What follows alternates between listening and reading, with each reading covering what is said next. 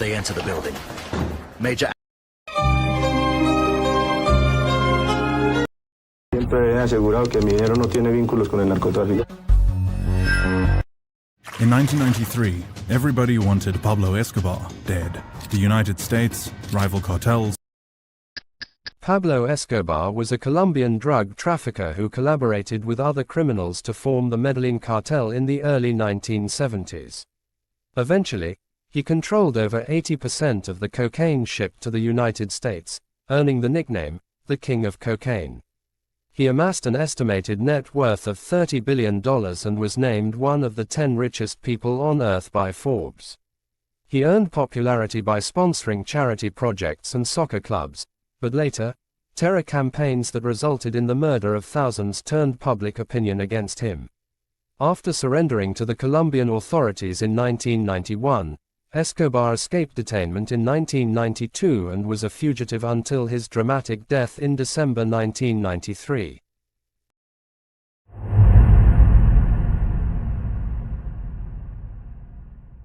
In 1993, everybody wanted Pablo. Escobar understood that the walls were closing in, and so, I would say, that Siempre he asegurado que mi dinero no tiene vínculos con el narcotráfico. Para todos los deportistas.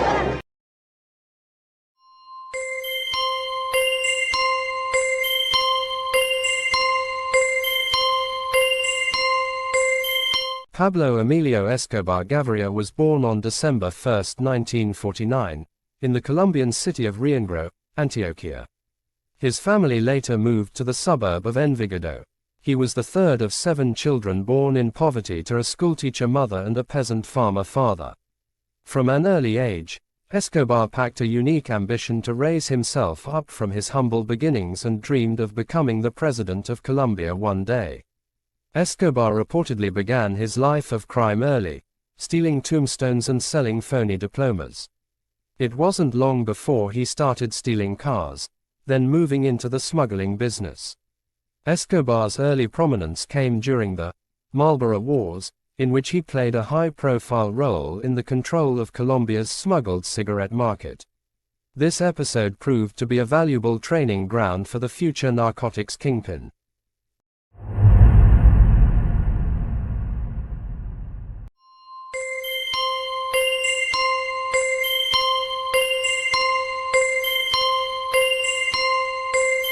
Early, Escobar started his criminal career with his gang by stealing tombstones, sandblasting their inscriptions, and reselling them.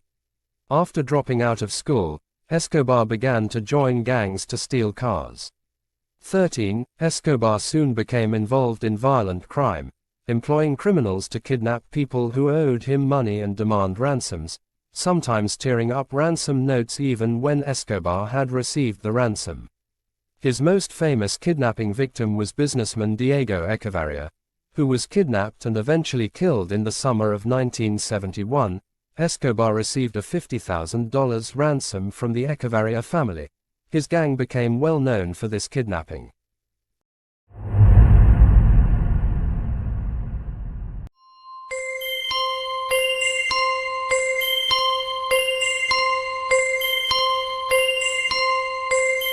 Escobar had been involved in organized crime for a decade when the cocaine trade began to spread in Colombia in the mid-1970s.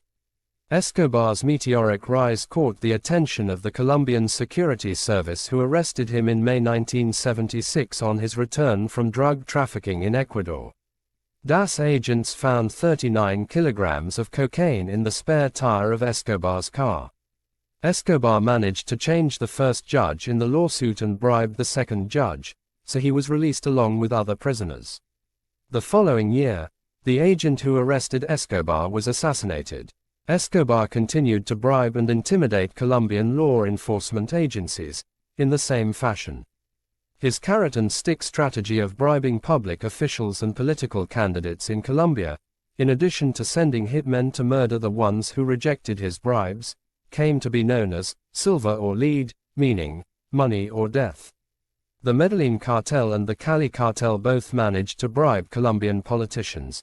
and campaigned for both the conservative and liberal parties. Hence, Escobar and many other Colombian drug lords were pulling strings in every level of the Colombian government, because many of the political candidates whom they backed financially were eventually elected.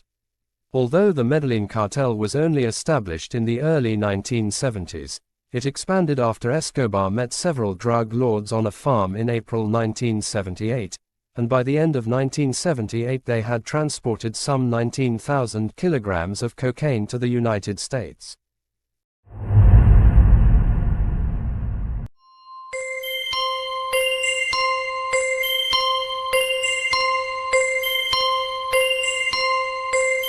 Soon, the demand for cocaine greatly increased in the United States, which led to Escobar organizing more smuggling shipments, routes, and distribution networks in South Florida, California, Puerto Rico, and other parts of the country.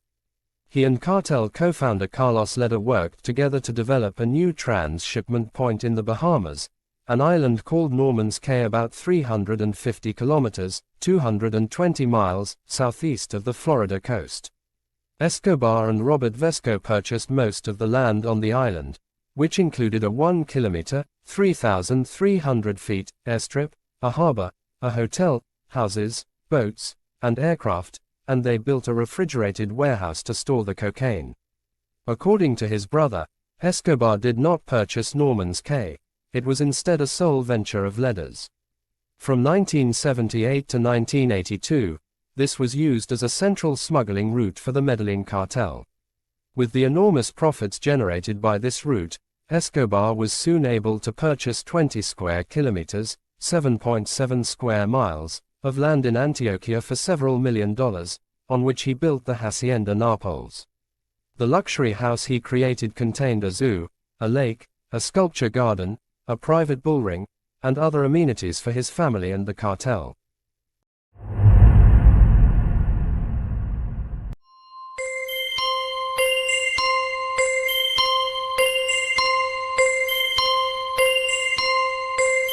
Escobar was also involved in philanthropy in Colombia and paid handsomely for the staff of his cocaine lab.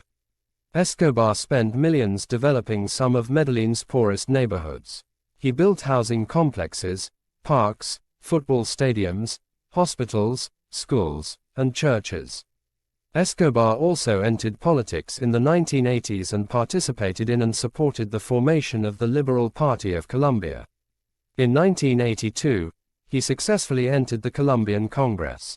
Although only an alternate, he was automatically granted parliamentary immunity and the right to a diplomatic passport under Colombian law.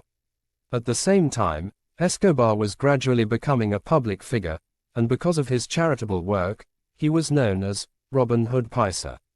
He alleged once in an interview that his fortune came from a bicycle rental company he founded when he was 16 years old. In Congress, the new Minister of Justice, Rodrigo Lara Bonilla, had become Escobar's opponent, accusing Escobar of criminal activity from the very first day of Congress. Escobar's arrest in 1976 was investigated by Lara Bonilla's subordinates. A few months later, liberal leader Luis Carlos Galán expelled Escobar from the party.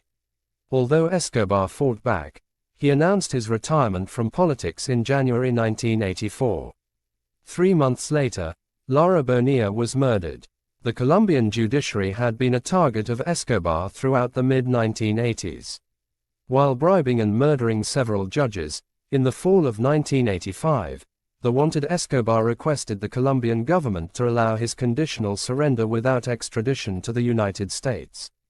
The proposal was initially answered in the negative, and Escobar subsequently founded and implicitly supported the Los Extraditable Organization, which aims to fight extradition policy. The Los Extraditable Organization was subsequently accused of participating in an effort to prevent the Colombian Supreme Court from studying the constitutionality of Colombia's extradition treaty with the United States. In support of the 6th of November 1985, far-left guerrilla movement that attacked the Colombian judiciary building and killed half of the justices of the Supreme Court. In late 1986, Colombia's Supreme Court declared the previous extradition treaty illegal due to being signed by a presidential delegation, not the president. Escobar's victory over the judiciary was short-lived, with new President Vigilio Barco Vargas having quickly renewed his agreement with the United States. Escobar still held a grudge against Luis Carlos Galán for kicking him out of politics, so Galán was assassinated on the 18th of August 1989 at Escobar's orders. Escobar then planted a bomb on Avianca Flight 203 in an attempt to assassinate Galán's successor, Cesar Gaviria Trujillo, who missed the plane and survived. All 107 people were killed in the blast. Because 2 Americans were also killed in the bombing, the US government began to intervene directly.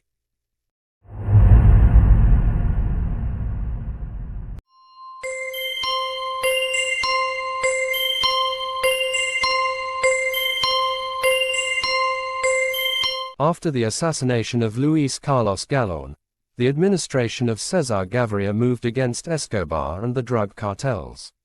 Eventually, the government negotiated with Escobar and convinced him to surrender and cease all criminal activity in exchange for a reduced sentence and preferential treatment during his captivity. Declaring an end to a series of previous violent acts meant to pressure authorities and public opinion, Escobar surrendered to Colombian authorities in 1991. Before he gave himself up, the extradition of Colombian citizens to the United States had been prohibited by the newly approved Colombian Constitution of 1991. This act was controversial, as it was suspected that Escobar and other drug lords had influenced members of the Constituent Assembly in passing the law. Escobar was confined in what became his own luxurious private prison, La Catedral, which featured a football pitch, a giant dollhouse, a bar, a jacuzzi, and a waterfall.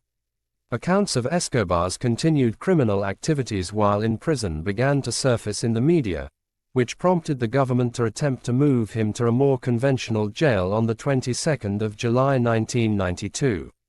Escobar's influence allowed him to discover the plan in advance and make a successful escape, spending the remainder of his life evading the police.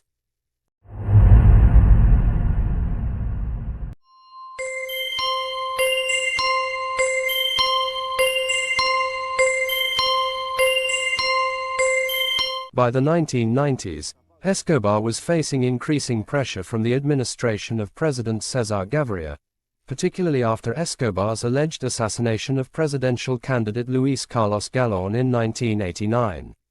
In June 1991, Escobar negotiated a surrender to Gaviria's government in exchange for a reduced sentence and preferential treatment during his captivity. A law at the time prevented his extradition to the United States. Escobar built his own luxury prison called La Catedral, which was guarded by men he handpicked from among his employees.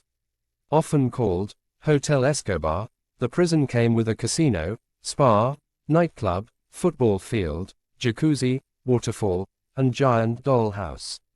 In June 1992, however, Escobar escaped when authorities attempted to move him to a more standard holding facility. A manhunt for the drug lord, with help from the U.S. Drug Enforcement Administration, was launched that would last 16 months. During that time, the monopoly of the Medellín Cartel, which had begun to crumble during Escobar's imprisonment as police raided offices and killed its leaders, rapidly deteriorated.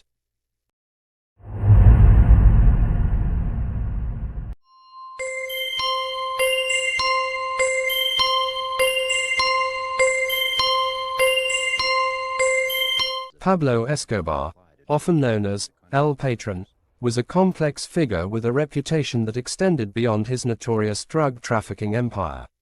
Despite his infamous criminal activities, Escobar was also known for his philanthropic efforts in Colombia, particularly in Medellín's poor neighborhoods. He used his immense wealth to fund various social programs and infrastructure projects. Escobar built housing complexes, parks, and football stadiums, and he established food programs and contributed to churches and hospitals. He paid the workers in his cocaine labs well, enabling them to afford houses and cars. This investment in community development earned him a Robin Hood-like status among some Colombians, as he was seen to be helping those who were neglected by the government. His contributions to the community also served a strategic purpose, helping him to gain popularity and political influence. Escobar even used his extraordinary wealth and popularity to secure a position in Colombia's Congress. His actions created a barrio named after him, Barrio Pablo Escobar, which still stands as a reminder of his complex legacy. While these acts of generosity provided much-needed assistance to the impoverished, they were also a way for Escobar to launder his drug money and improve his public image. It's important to note that these philanthropic acts were overshadowed by the violence and chaos he inflicted, which led to the deaths of thousands and the destabilization of Colombian society. Escobar's life serves as a stark reminder of the multifaceted nature of individuals and the impacts they can have on their communities.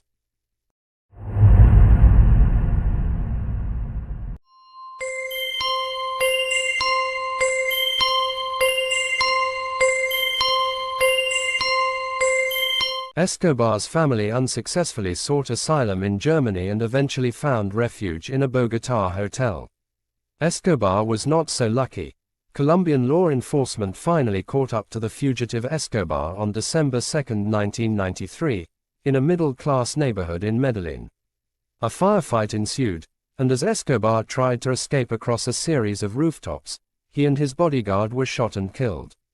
Escobar had just turned 44 years old the previous day. Escobar's death accelerated the demise of the Medellín Cartel and Colombia's central role in the cocaine trade. His end was celebrated by the country's government and other parts of the world, and his family was placed under police protection. Still, many Colombians mourned his killing. More than 25,000 people attended Escobar's burial. He built houses and cared about the poor, one funeral goer said at his funeral, according to the New York Times. In the future, people will go to his tomb to pray, the way they would to a saint.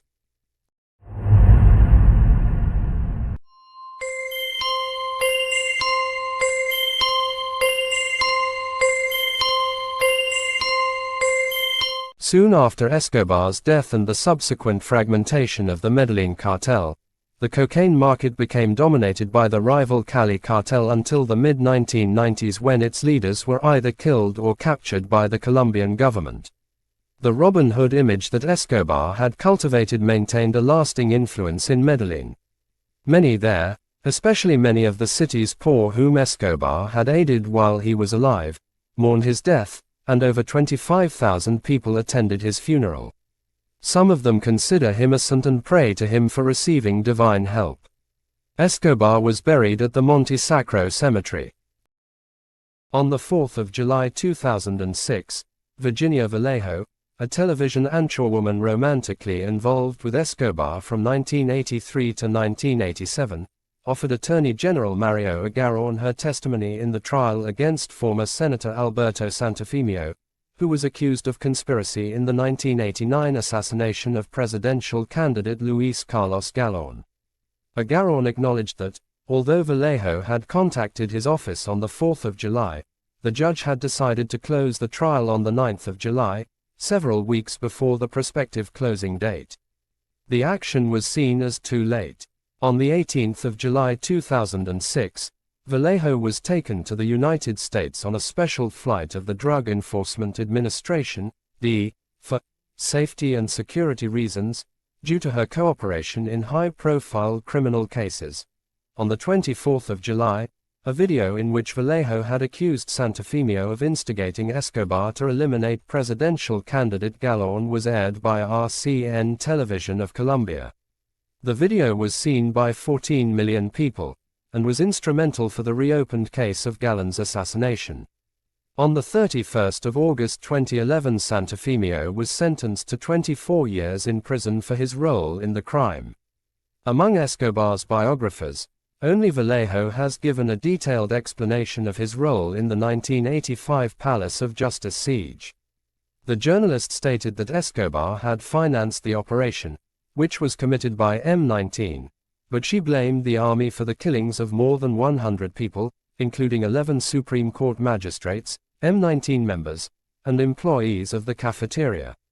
Her statements prompted the reopening of the case in 2008, Vallejo was asked to testify, and many of the events she had described in her book and testimonial were confirmed by Colombia's Commission of Truth.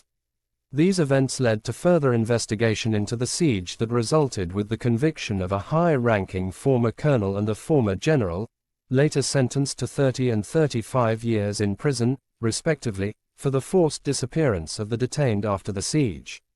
Vallejo would subsequently testify in Galán's assassination. In her book, Amando a Pablo, Odiando a Escobar, Loving Pablo, Hating Escobar, she had accused several politicians, including Colombian presidents Alfonso López Michelsen, Ernesto Samper and Álvaro Uribe of having links to drug cartels.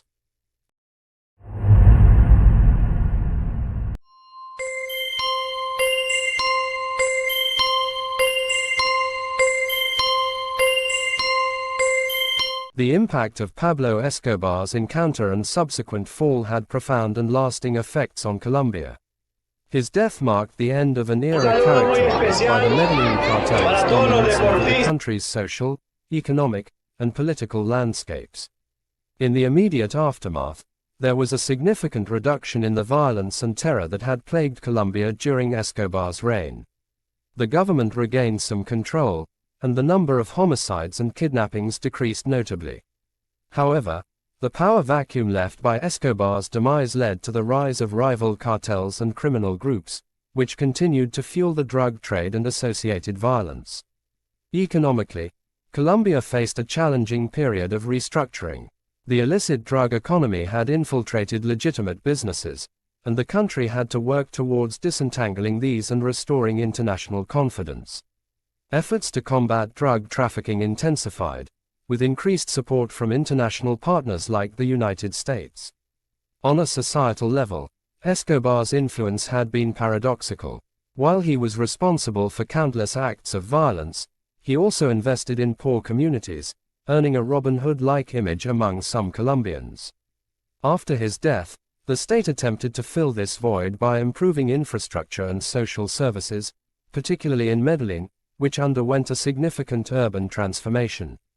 Culturally, the legacy of Escobar and the cartel era has been complex.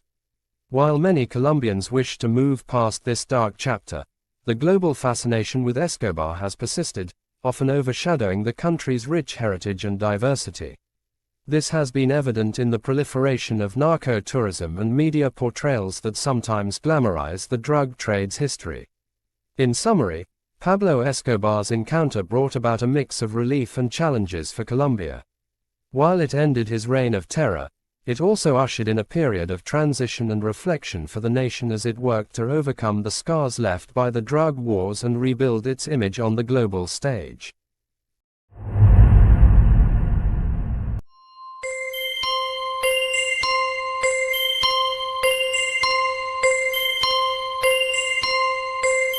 In 1976, when he was 26, Escobar married 15-year-old Maria Victoria Heno.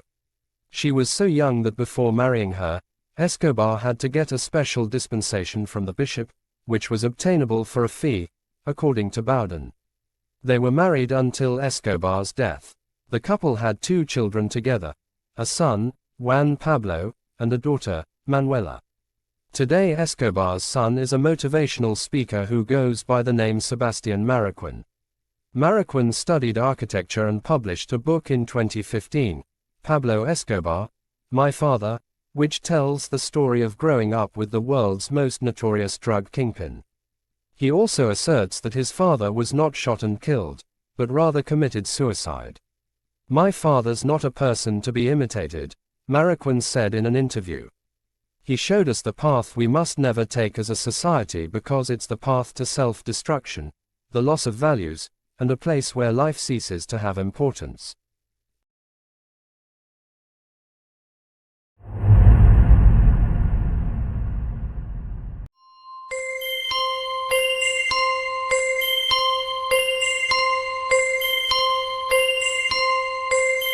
The story of Pablo Escobar is a cautionary tale of ambition, power, and the destructive potential of the illegal drug trade. His life journey from modest beginnings to becoming the leader of the Medellín Cartel and one of the world's wealthiest individuals is marked by brutality and bloodshed. Escobar's story is not just about a man, but about the impact of his actions on Colombia and the world. Escobar's death brought an end to his reign of terror, but the scars left by his actions remain. The conclusion of his story is a reflection on the cost of crime on society and the enduring struggle against the narcotics trade. It serves as a reminder of the resilience of the Colombian people and their ongoing efforts to heal and move forward from a legacy of violence. In the end, Escobar's story underscores the complex interplay between crime, politics, and social dynamics. It highlights the need for sustained, ethical leadership and international cooperation to address the challenges posed by such illicit activities. While Escobar's chapter may have closed, the global narrative on drug trafficking and its consequences continues, shaping policies and lives to this day.